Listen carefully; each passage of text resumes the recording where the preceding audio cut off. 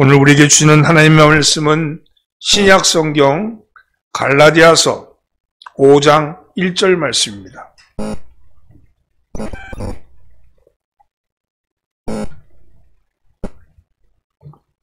갈라디아서 5장 1절 말씀을 한 목소리로 봉독합니다.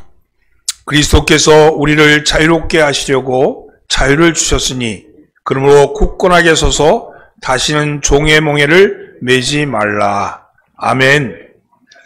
잘 나오셨습니다. 앞뒤로 옆으로 인사하십시오. 잘 나오셨습니다. 앞뒤로 다시 한번 은혜 받읍시다. 사도 바울이 AD 46년경에 안디옥 교회에 파송을 받아서 바나바와 함께 1차 선교 여행을 떠나게 되었습니다.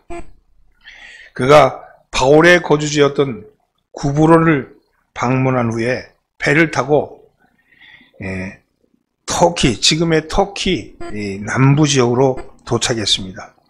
그 당시 그곳의 이름을 밤빌리아라고 불리는 그 해안 지역이었습니다. 바울은 그곳에서 말라리아에 걸렸던 것으로 추측이 됩니다.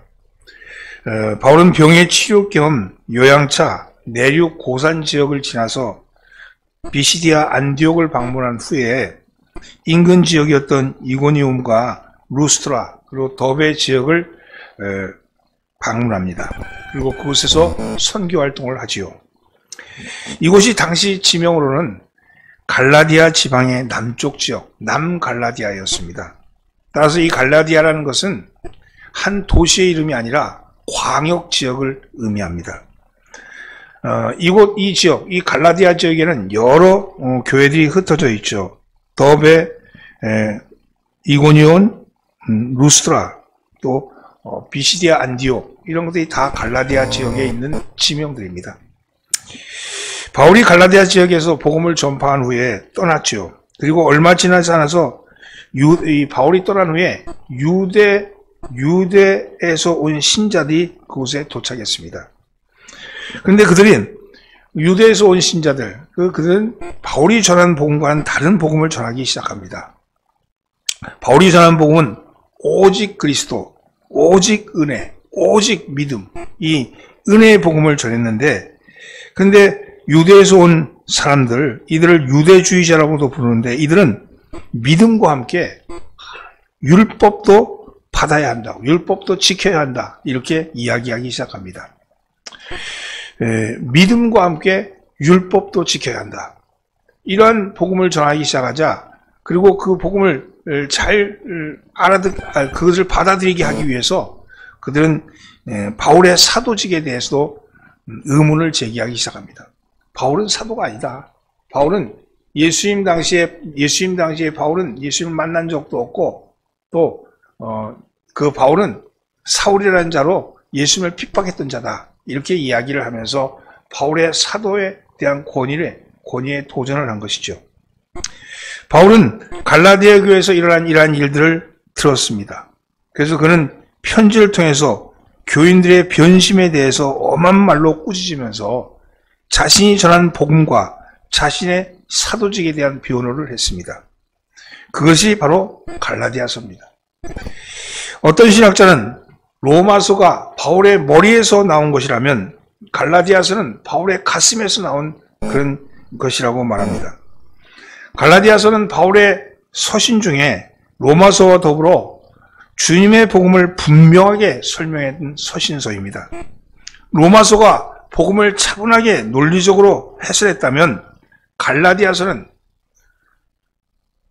변증적으로 복음을 설명하고 있습니다. 그래서 변증적이라는 말은 이단에 맞서서 그 문제에 대해서 지적하고 기독교의 그 진리를 옹호하는 겁니다. 변호한다고 그러잖아요. 변증하는 거죠. 그래서 바울의 갈라디아서는 굉장히 감성적으로 쓰여져 있는 서신이라고 할 수 있죠. 당시 갈라디아 교회는 두 갈래로 나눠져 있었습니다. 유대인 신자를 중심으로 한 갈래와 이방인 신자로 한 갈래가 그렇습니다. 유대인 신자들은 사람이 구원을 얻기 위해서는 예수만 믿어서는 안 되고 구약의 율법도 지켜야 한다. 이렇게 주장하는 사람들입니다. 이 율법주의는 유대인에게 있어서는 그것은 마치 운명의 굴레 같고 혹은 운명의 덫과 같이 벗어나기 어려운 것이었습니다. 아무리 예수를 믿는 유대인이라 할지라도 유대의 관습과 전통에서 완전히 벗어나기는 쉽지 않았기 때문입니다. 그러다 보니 유대의 신자들은 이방인들이 예수를 믿게 되면 그들에게도 율법을 지키라고 가르쳤고 심지어 할례를 받을 것도 요구했습니다. 이것은 어떤 문화적인 차이라기보다도 이것은 본질적인 문제입니다. 문화적으로 유대의 문화를 전파하는 그런 차원이 아니고 본질적인 문제입니다. 복음으로 만족할 것인가 아니면 할례를 받을 것인가, 은혜 안에 거할 것인가 아니면 은혜 위에 율법을 더할 것인가, 믿음으로 의롭다함을 받는 것으로 충분할 것인가 아니면 인간의 행위와 노력을 더할 것인가, 성령을 따라 살 것인가 아니면 육체를 따라 살 것인가. 바울은 이 두 갈래의 길에 서서 혼란스러워하는 교인들에게 율법을 지킴으로, 율법 할례를 받음으로 또는 육체의 행위를 따라 살아감으로 그럼으로 인해서 의롭다함을 얻지 말고 오직 복음에게 거하고 성령을 따라 행하라고 그렇게 말씀합니다. 여러분, 이것은요, 할례를 받는 것과 그리스도를 믿는 것이 같이 있을 수 없다는 얘기죠. 왜냐하면 할례를 받는다는 것은 율법 아래 속한 것이고 율법을 지킴으로 의로움을 받겠다는, 구원을 받겠다는 그런 뜻이기 때문입니다. 그것은 결국 그리스도의 십자가를 의미 없고 가치 없는 것으로 만드는 것이기 때문에 예수의 그리스도의 십자가와 부활을 그것은 부인하는 것이기 때문에 결코 그것은 양립할 수 없는 것입니다. 그리스도의 십자가와 부활은 율법을 뛰어넘는 것이기 때문입니다. 그리스도 안에 있는 사람들은 율법이나 과거에 얽매인 사람이 아니라 그것을 뛰어넘어 하나님의 자녀로서 무한한 자유를 누리는 사람들이기 때문입니다. 그래서 바울은 갈라디아서에서 성도들의 진정한 자유에 대해서 논하고 있는 것이죠. 갈라디아서가 6장으로 되어 있는데 1장에서 4장까지는 그리스도인이 누려야 할 자유의 본질에 대해서, 정말 이것은 어떻게 보면 교리적으로 쓰인 것이라면 5장과 6장은 자유자로서 살아가는 그리스도인의 실제적인 삶에 대해서 실천적인 설명을 하고 있습니다. 오늘 본문은 바로 이 교리적 해석에 이어서 실천적인 사항을 말하는데 그 첫 번째, 그 시작이라고 할 수 있습니다. 1절 말씀을 함께 봉독합니다. 그리스도께서 우리를 자유롭게 하려고 자유를 주셨으니 그러므로 굳건하게 서서 다시는 종의 멍에를 매지 말라. 여기서 멍에라는 말은 짐승을 끌기 위해서 짐승의 목에 나무를 매다는 것, 그것이요. 성경에서는 사람이 포로로 속박되거나 종의 생활을 하는 것을 나타내는 데 사용하는 표현으로 이 멍에를 썼습니다. 이것은 자유가 없는 상태를 말하는 것이고 꼼짝할 수 없게끔 만드는 것이고 이리 끌면 이리 가고 저리 끌면 저리 가는 그런 사슬을 의미합니다. 여러분, 이게 뭔 말입니까? 종의 멍에라는 것은, 여기 종의 멍에라는 것은 율법의 종으로서 짊어졌던 멍에를 가리킵니다. 구약시대 곧 율법 아래 있던 사람들이 율법의 정죄, 율법의 공포, 율법의 형벌이라는 무서운 멍에 아래에 있었기 때문입니다. 아무리 노력해도 지킬 수 없는 율법이었기 때문에, 또 율법을 알면 알수록 절망할 수밖에 없기 때문에 그렇기 때문입니다. 그런데 예수께서는 그 종의 멍에, 율법의 멍에, 죽음의 멍에로부터 우리를 자유롭게 하시려고 자유를 주셨다고 말합니다. 그래서 그리스도께서 우리를 자유롭게 하려고 자유를 주셨으니 이렇게 말씀하죠. 즉, 이 말씀은요, 자유를 주시기 위해서 당신이 행하신 일이라고 말씀하는 겁니다. 그런데 어떻게 자유를 얻을 수 있을까요? 어떻게 자유를 얻을 수 있을까요? 그것은 믿음입니다. 오직 믿음으로써 자유함을 얻습니다. 요한복음 8장 31절 이하에 보면 그러므로 예수께서 자기를 믿는 유대인들에게 이르시되 너희가 내 말에 거하면 참으로 내 제자가 되고 진리를 알지니 진리가 너희를 자유롭게 하리라. 이렇게 말씀하죠. 여기서 진리를 알지니 진리를 너희를 자유롭게 하리라. 이렇게 말씀했는데 여기서 보면 이 앞에 누구에게 말씀하신 거냐면 자기를 믿는 유대인에게 이르시되 이렇게 말씀합니다. 자기를 믿는 유대인에게 이르신 겁니다. 믿는다는 것은 말씀이 우리 안에 거한다는 거예요. 믿는다는 것은 내 말이 거하면 말씀이 우리 안에 거하는 거죠. 그러면 참 제자가 되고 진리를 알게 된다고 얘기합니다. 말씀이 거한다는 것, 무엇으로 말씀이 거할까요? 믿음으로 말씀이 거하는 거예요. 믿음이 있을 때 말씀이 거하는 거예요. 누구에게 말을 들으면 그 말이 믿어져야지 내 속에 거하는 거 아니겠어요? 믿음으로써 거하는 거죠. 그러면 너희가 제자가 되고 진리를 알게 된다고 말합니다. 여기 진리를 안다는 것은 무엇을 의미하는 걸까? 진리가 우리를 자유롭게 한다는데 진리는 뭘 의미합니까? 진리는요, 말씀이죠. 말씀인데 그 말씀은 곧 하나님이십니다. 그래서 요한복음 1장 1절 말씀에 태초에 말씀이 계시니라 이 말씀이 하나님과 함께 계셨으니 이 말씀이 곧 하나님이시라. 말씀이 하나님이시라는 거예요. 또한 진리는 살아있는 말씀이신 예수 그리스도를 의미합니다. 요한복음 8장 36절 말씀 그러므로 아들이 너희를 자유롭게 하면 너희가 참으로 자유로우리라. 여기서 말씀하시는 이 말씀은요, 아들이죠. 아들이 바로 누구예요? 예수 그리스도입니다. 예수 그리스도가 바로 진리라고 얘기합니다. 또 이 진리는요, 성령님을 또한 의미합니다. 요한 1서 5장 6절 말씀 이는 물과 피로 임하신 이시니 곧 예수 그리스도시라. 물로만이 아니요 물과 피로 임하셨고 증언하시는 이는 성령이시니 성령은 진리니라. 여러분 물과 피로 임하신 바로 그리스도 예수 그리스도를 그것을 증언하는 이가 누구냐? 그가 바로 성령님이에요. 따라서 말씀이 믿으면 말씀이 우리 속에 거하고 말씀이 거하면 진리를 알게 된다 그랬어요. 근데 진리는 뭐냐? 말씀이죠. 말씀은 하나님이시죠. 또한 예수 그리스도시죠. 또한 성령님이시죠. 하나님의 보이지 않는 하나님이 보이는 것으로 드러난 것이 예수 그리스도라면 이것이 하나님인 것을 깨닫게 하시는 이도 성령님 하나님입니다. 그래서 바로 이것은 하나님의 사역을 의미합니다. 고린도후서 3장 17절 말씀 주는 영이시니 주의 영이 있는 곳에 자유함이 있느니라. 이 말씀대로 주는 예수님만이 아니고 삼위일체 하나님을 가리키는 거예요. 주가 영이시니 주의 영이 계신 곳에는 자유함이 있느니라. 따라서 자유를 주시는 것은 삼위일체 하나님의 사역입니다. 구원이 바로 자유는 구원의 다른 이름이 자유인 거예요. 자유. 구원받은 자는 자유하다 그랬습니다. 예수님께서 십자가를 지심으로 우리의 죄를 대속하셨고 그 대속은 우리를 묶고 있는 종의 몽해를 제거했습니다. 이 말씀을 들은 사람은 이 말씀이 성령의 역사하심에 따라서 믿어지게 되고 믿어지게 되면 그래서 그는 자유하게 된다는 것이죠. 더 이상 종이 아니고 자녀이며 더 이상 율법의 지배를 받지 않고 은혜 가운데 살아간다는 겁니다. 사랑하는 성도는 이것이 하나님의 복음입니다. 이 복음은 나를 향한 말씀, 나를 향한 소리로 받아들이는 사람이 하나님의 백성인 거죠.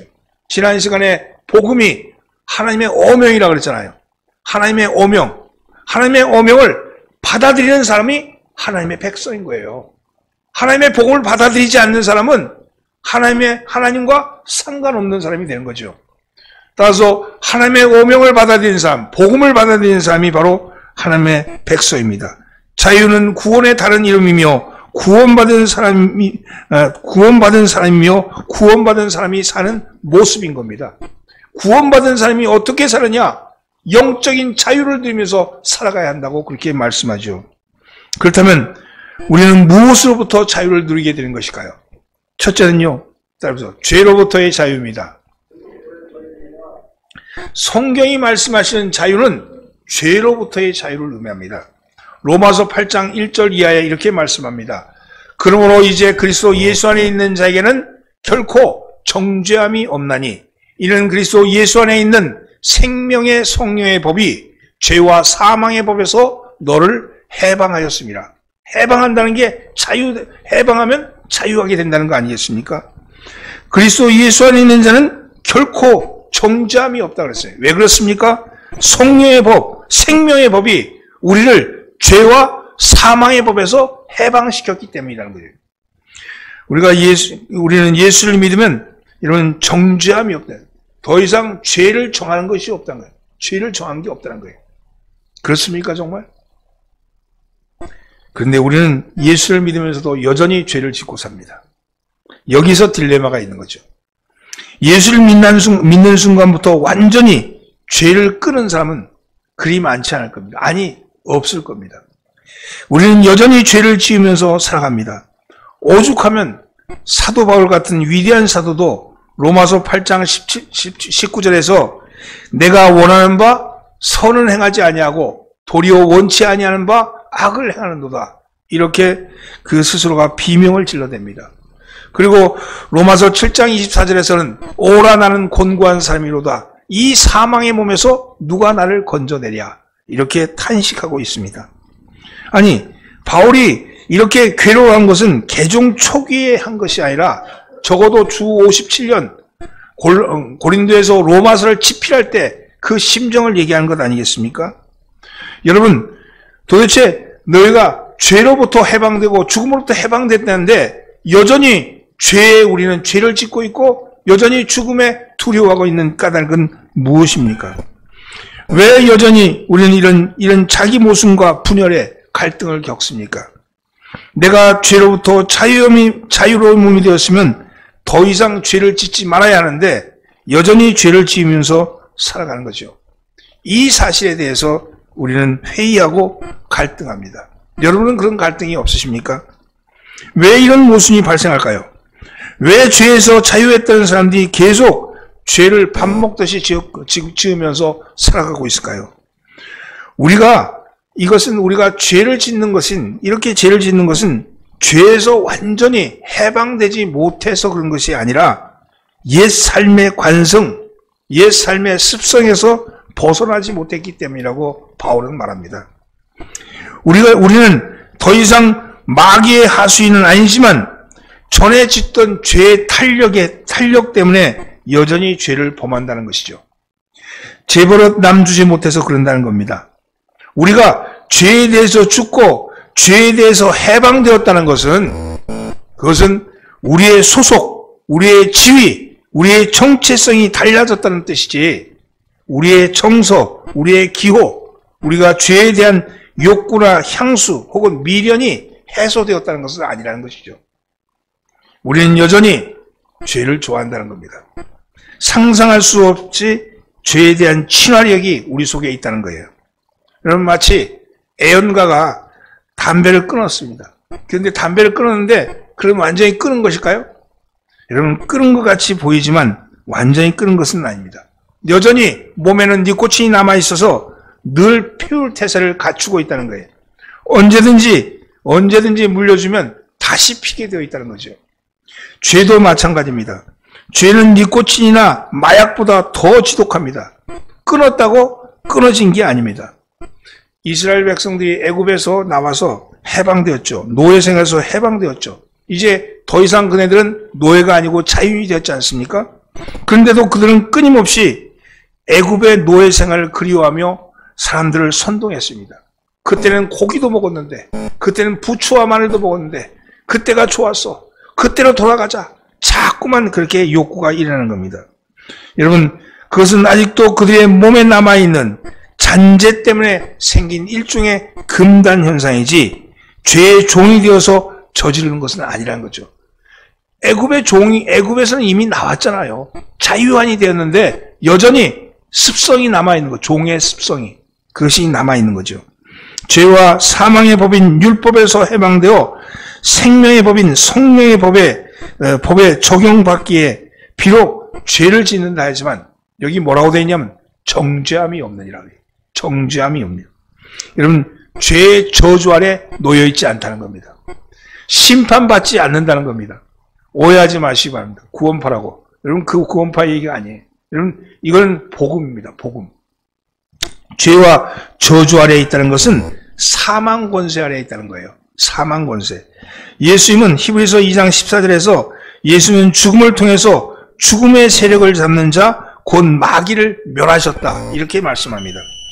예수 그리스도께서 죽음을 이기시고 부활하셔서 하나님 보좌 우편에 앉으심으로 사단의 정수리는 깨어진 거죠. 그리고 그리스도를 믿는 사람들은 사단의 통치로부터 자유로워진 겁니다. 애굽에서 홍해를 건너오는 순간 이미 애굽의 종살이는 끝난 거예요.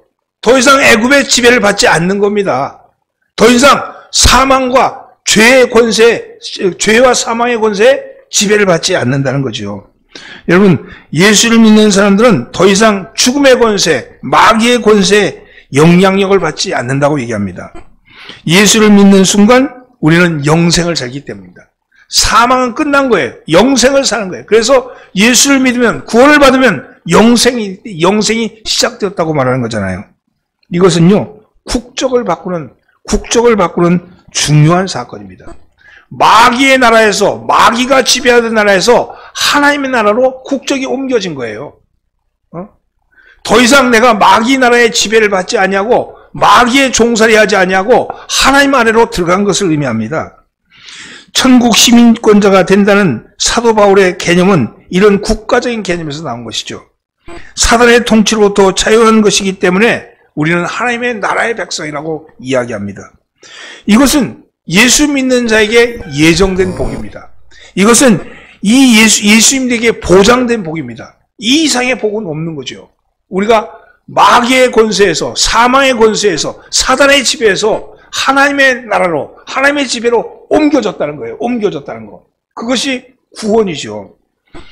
피리침 아래에 있는 자는 벼락을 맞지 않습니다. 십자가 아래에 있는 자에게는 더 이상 심판을 받지 않습니다. 도덕적으로 살아서가 아니고, 도덕적으로 잘 살아서가 아니고, 남들보다 정직해서도 아니고, 남들보다 성실해서도 아니고, 남들보다 깨끗해서도 아니고, 다만 피레침 아래, 십자가 아래에 있기 때문에 정죄함이 없다는 것이죠. 성령의 법을 적용하는 사람들에게는 더 이상 정죄함이 없습니다. 더 이상 우리를 죄인으로 규정할 수 있는 법이 없기 때문입니다. 여러분, 법이 없으면 죄도 없는 거예요. 법이 없으니까. 우리는 사망의 법, 율법 아래서 있는 것이 아니고 복음의 법, 은혜의 법 아래로 들어갔기 때문입니다. 이제는 오직 생명의 법, 성령의 법만이 적용을 받습니다. 성령의 법, 생명의 법이 뭐예요? 살리는 거잖아요. 살리는 거잖아요. 이것이 바로 죄로부터 해방되었다는 뜻입니다. 이것이 죄로부터 자유함을 얻었다는 것입니다. 이건 얼마나 놀랍고 복된 일이겠습니까? 우리는 두려움으로부터의 자유를 얻어야 합니다. 우리 마음속에는 죽음에 대한 두려움이 여전히 있고, 실패에 대한 두려움이 여전히 있고, 미래에 대한 두려움이 늘 마음에 붙어 있는 거죠. 경제적이고 사회적인 불안이, 그리고 미래에 대한 불투명성이 우리를 불안 속으로 몰아넣고 있습니다. 여러분, 이것은 어디로부터 온 것일까요? 여러분, 죄와 사망의 법으로부터 온 것이죠. 창세기 3장에 보면 인간이 범죄하기 전에 마음껏 자유를 누리면서 살았지 않습니까? 선악과를 따먹은 후에 두려워하고 떨게 되었습니다. 무화과 나무 사이에 숨어서 수치를 가리고자 했습니다. 우리는 바로 이 죄로부터 온 그 수치, 두려움, 무서움으로부터 자유함을 누린 사람들입니다. 우리는 이 두려움에서 자유함을 얻어야지 참된 자유를 누리며 살 수 있습니다.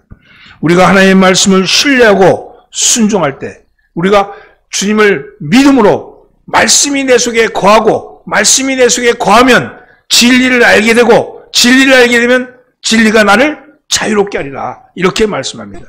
말씀이 내 속에서 거하고, 그 말씀이 나를 자유케 하신 말씀이구나. 내가 더 이상 알지 못한 것에 대한 두려움, 미래에 대한 두려움, 내가 닥치지 않는 것에 대한 두려움이 나를 엄습하지 아니하고, 세상 사람들과 비교해서 내가 구차하지 아니하고, 다른 사람들에 대해서 내가 꿀리지 아니하고, 하나님이 나를 사랑하셨으니, 나를 책임지셨으니 하나님의 백성으로서 살아가야지, 이 마음이 내 속에 들어오기 시작하면 여러분, 우리는 자유함을 누리게 되는 것이죠. 사랑 안에는 두려움이 없고 온전한 사랑이 두려움을 내어 쫓나니 두려움에는 형벌이 있음이라. 두려워하는 자는 사랑 안에서 온전히 이루지 못하느니라. 요한일서 4장 18절 말씀입니다. 오늘 말씀 그렇지 않습니까? 오늘 여러분들 속에 두려움이 있다면 두려움을 몰아내시고 여러분 죄로부터 자유함을 누리시기를 예수님을 축원합니다. 옆에 있는 사람, 앞뒤에 있는 사람에서 우리는 자유한 사람입니다. 둘째는요, 따라서 율법으로부터의 자유입니다.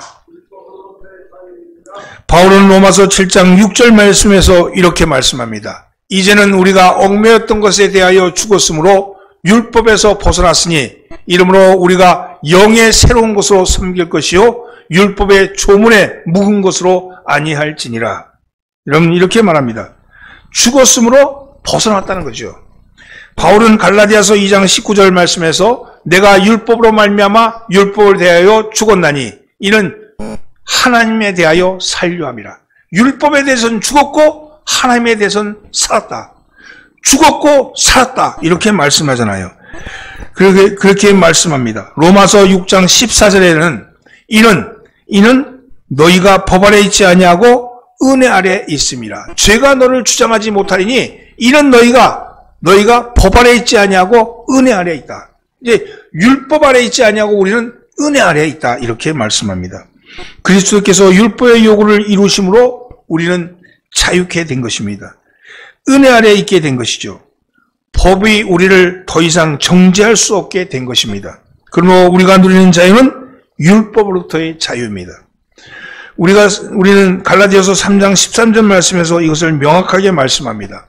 그리스도께서 우리를 위하여 저주를 받은 바 되사 율법의 저주에서 우리를 속량하셨으니 기록된 바 나무 아래 달린 자마다 저주 아래 있는 자라 하였습니다. 여러분 그렇습니다.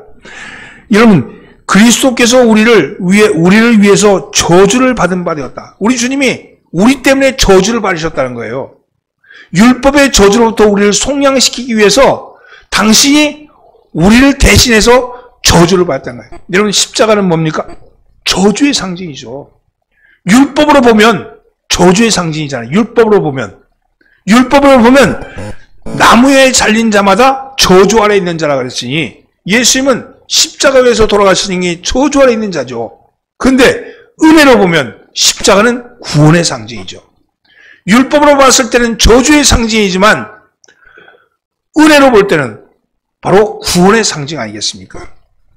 바울은 당시 갈라디아 교인이 안고 있던 문제가 율법주의였는데 그것은 복음을 믿어서 복음만으로는 구원을 얻을 수 없다. 율법도 지켜야 한다. 복음만이 아니고 율법도 지켜야 한다. 이렇게 말씀합니다. 세례도 받아야 하지만 할례로 받아야 한다는 거죠. 그래야 의롭게 된다는 겁니다. 그래야 구원을 받는 것입니다. 이런 율법주의자를 행해서 바울은 갈라디아서 5장 2절에서 이렇게 말씀합니다. 보라, 나 바울은 너에게 말하노니 너희가 만일 할례를 받으면 그리스도께서 너에게 아무 유익이 없으리라. 내가 할례를 받는 각 사람에게 다시 증언하노니 그는 율법 전체를 행할 의무를 가진 자라. 율법 안에서 의롭담을 얻으려 하는 너희는 그리스도에게서 끊어지고 은혜에서 떨어진 자로다.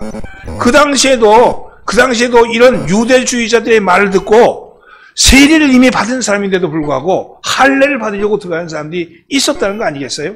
그러니까 내가 할례를 받는 각 사람에게 다시 증언하노니 그는 율법 전체를 행할 의무를 가진 자라. 그러면서 율법 안에서 의롭담을 얻으려 하는 너희는 그리스도에게서 끊어지고 은혜에서 떨어진 자라고 그렇게 강력하게 말씀합니다. 책망하고 있죠. 이건 통렬한 비판이며 책망입니다. 우리는 더 이상 율법의 구속을 받지 않습니다. 우리는 율법의 종이나 노예가 아니라 거기서 완전히 벗어난 자유인입니다. 구약시대 때 십계명, 모세 오경도 지키고 할례도 받고 안식일도 지키고 돼지고기도 먹지 말아야 했죠. 그러나 물론 그렇게 구약시대에 지켰던 이 율법을 오늘 우리가 지킬 필요가 없다는 거 아니에요? 그것 때문에 구원을 받는다는, 구원과는 아무 상관없다는 거 아니겠어요? 그것 때문에 구원을 받고 받지 않고가 결정되지 않는다는 것이죠. 여러분, 우리 주위에는요, 율법주의자가 적지 않게 있습니다. 고행과 수도 생활을 장려하고 공덕을 가르치는 사람들, 정성과 치성을 강조하는 모든 종교는 율법주의 종교입니다. 또한 선하게 살아야 죽어서 좋은 곳에 간다는 종교도 율법주의 종교입니다. 인간의 노력이나 능력으로는 절대 구원을 받을 수 없다. 이렇게 말한 것이 바울이 말한 역설이요 성경의 가르침입니다. 인간의 노력으로, 인간의 힘으로는 도무지 구원이 이루어지지 않는다. 율법으로는 구원이 이루어지지 않는다. 이렇게 선언한 겁니다. 법 없이도 사는 사람, 천당 갈 수도 있다는 사람은 상대적인 평가일 뿐이지 천당이 보장된 것은 아닙니다. 하나님의 율법의 기준에 충족해서 천국 갈 수 있는 사람은 아무도 없습니다. 아무리 고상한 도덕군자라도 살인을 저지른 흉악범이라도 율법의 요구를 충족할 수 없습니다. 도덕군자는 좀 더 낫고 살인자는 더 못하고 그런 것은 있을 수 있지만 그렇다고 해서 율법을 다 충족한 것은 아니라는 것이죠. 여러분, 하늘에서 보면 높은 건물이든 낮은 건물이든 다 도토리 키재기 같지 않습니까? 갈라디아서 6장 16절 말씀에 이렇게 말씀합니다. 사람이 의롭게 되는 것은 율법의 행위로 말미암음이 아니요 오직 예수 그리스도를 믿음으로 말미암는 줄을 알므로 우리도 그리스도 예수를 믿나니 이는 우리가 율법의 행위로서가 아니고 그리스도를 믿음으로써 의롭다함을 얻으려 함이라. 율법의 행위로서는 의롭다함을 얻을 육체가 없느니라. 이 세상에 그 어떤 육체도 율법의 행위로 의롭다함을 얻을 육체는 없다. 이렇게 말씀하는 것이죠.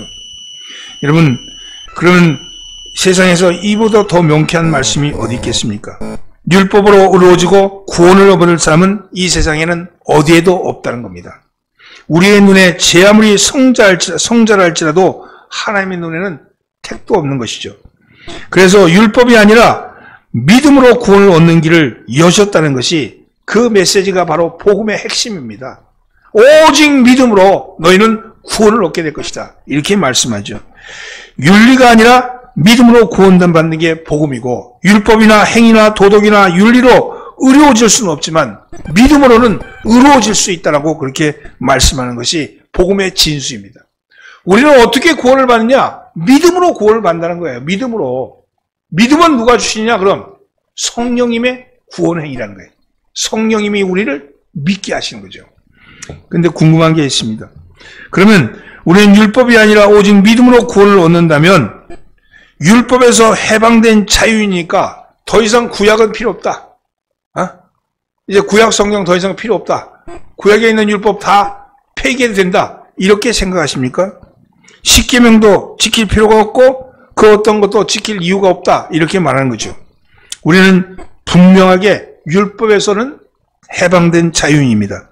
그럼에도 불구하고 그리스도는 결코 율법의 무용론자라거나 율법의 폐기론자는 아닙니다. 여러분, 복음을 선포하러 오셨던 주님은 내가 율법을 폐기하러 왔다고 오해하지 말라. 나는 폐기하러 온 것이 아니라 완성하러 왔노라고 그렇게 말씀하셨습니다.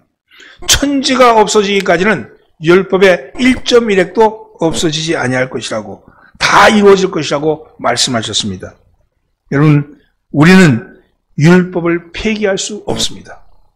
다만 율법의 유통기한도 끝나지 않았습니다.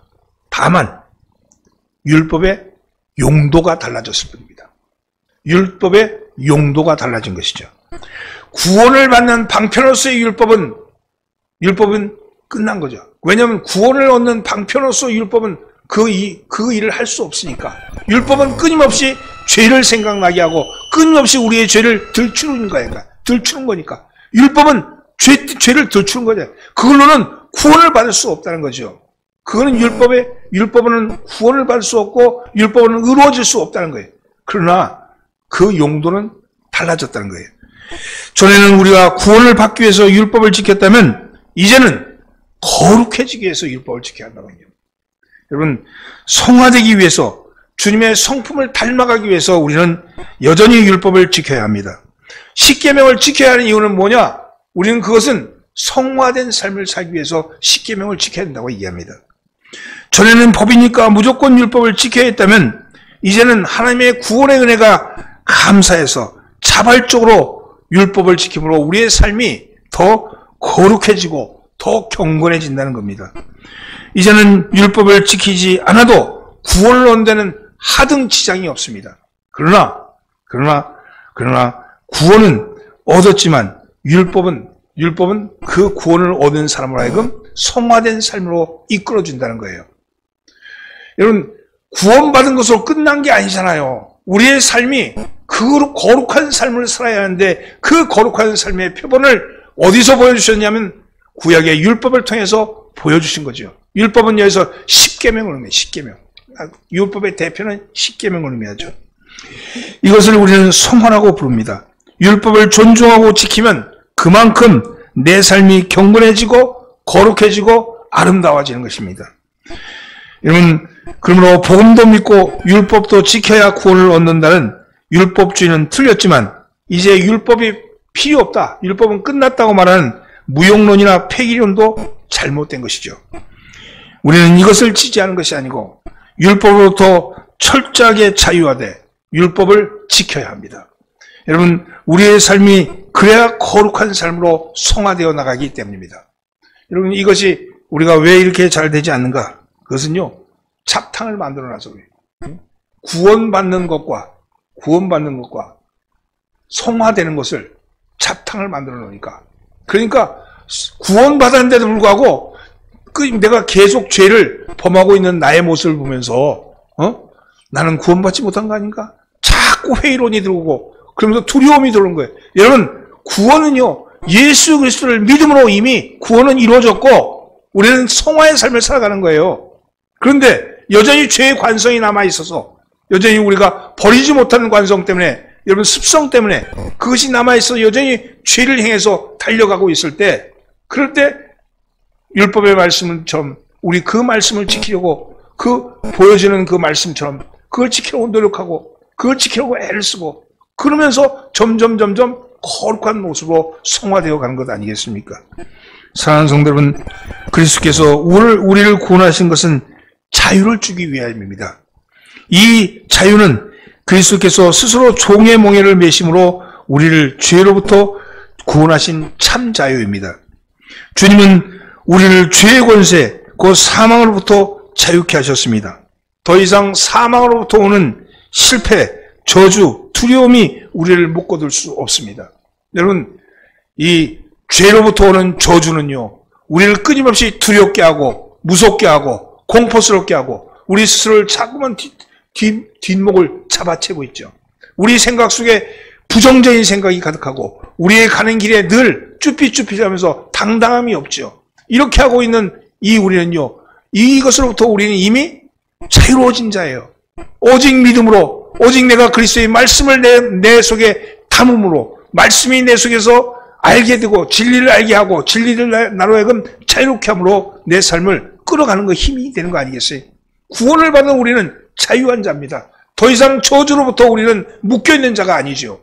그렇다면 그 저주로 묶이지 않는 우리는 또한 율법으로부터도 자유한 자지만 그 율법이 우리의 성화하는 삶에 그것이 내비게이션이 된다면, 지향점이 된다면 그 말씀 따라 살아가는 것이죠.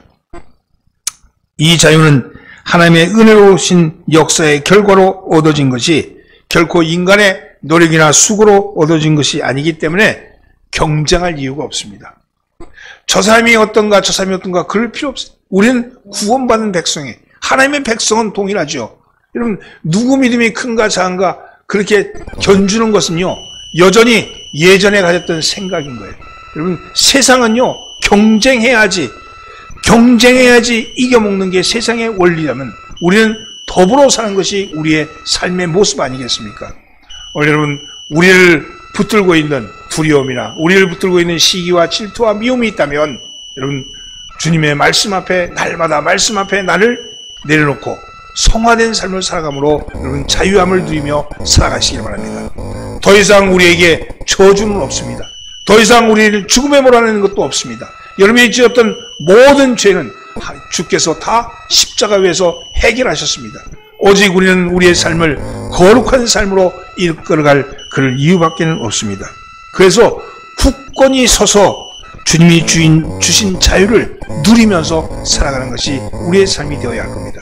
여러분, 그런 삶을 사시기를 예수님으로 축원합니다. 기도합니다. 죄와 율법의 멍에를 메고 살아가던 저희들에게 자유를 주신 사랑의 하나님, 저주와 인습과 관습으로부터 저희를 건져주시어 성령 안에서 누리는 의와 평강과 희락을 누리며 살아가게 하여 주옵소서.